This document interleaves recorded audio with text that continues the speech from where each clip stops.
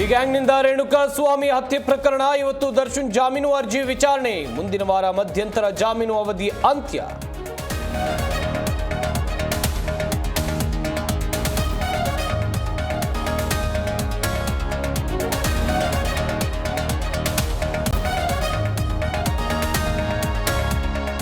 Electric bike ಶೋರೂಮ್ಗೆ ಆಕಸ್ಮಿಕ ಬೆಂಕಿ, ಲಕ್ಷಾಂತರ ರೂಪಾಯಿ ಮೌಲ್ಯದ ಬೈಕ್ಗಳು ಸುಟ್ಟು ಕರಕಲು. ತುಮಕೂರಿನ ತುರುವೇಕೆರೆ ಪಟ್ಟಣದಲ್ಲಿ ಘಟನೆ.